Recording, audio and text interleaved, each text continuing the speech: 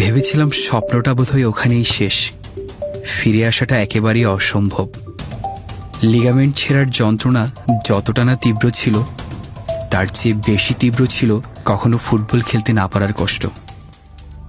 প্রবল অসহায় সেই মুহূর্তে পাশে এসে দাঁড়ালেন ডাক্তার আসাদ। সার্জারির পর কঠিন দিনগুলোতে ডাক্তার সাহেবের অভয় হাসি আমাকে নতুন করে স্বপ্ন দেখার সাহস জুগিয়েছিল। কখনো ঘুরে দাঁড়াবো, সেটা ছিল অবিশ্বাস্য।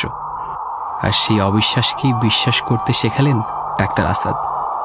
এই মানুষগুলো ছিল বলেই নতুন করে কিছু প্রাণ স্বপ্ন দেখে, হারতে হারতেও ঘুরে দাঁড়ায় প্রবল আত্মবিশ্বাসে। প্রতিদিন একটু একটু করে ঐশীর চোখের আলো কমে যাচ্ছিল। ভেবেছিলাম ৮-১০টি বাচ্চার মতো ওর জীবনও আলোয় ভরা থাকবে। ওকে সুস্থ করার যুদ্ধে একা যখন দিশেহারা হয়ে উঠেছিলাম, তখনই নতুন করে আশার আলো দেখালেন ডাক্তার লামিয়া। অপারেশনের দিন সাহস জুগিয়েছেন, ভেঙে পড়তে দেননি। ঐশী সেরে ওঠা পর্যন্ত পুরোটা সময় ডাক্তার লামিয়া ছিলেন ছায়ার মতো, ঠিক যেন পরম মমতায় নিজের সন্তানকেই সারিয়ে তুলছেন। ধন্যবাদ ডাক্তার, আমার সন্তানকে নতুন করে পৃথিবীর আলো দেখতে সহায়তা করার জন্য।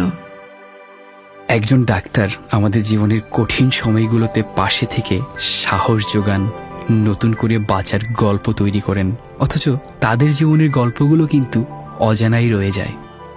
শত ত্যাগ স্বীকার করে দায়িত্ববোধ নিয়ে কাজ করা এই মানুষগুলোর প্রতি রইল কৃতজ্ঞতা।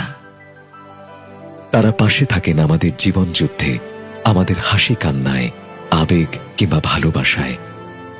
এরকম লাখো চিকিৎসকের প্রতিদিনের আত্মত্যাগেই নতুন করে ডানা মেলে হাজারো স্বপ্ন। আজ ডক্টরস ডেতে সেই মহান চিকিৎসকদের জানাই বিনম্র শ্রদ্ধা এবং ভালোবাসা।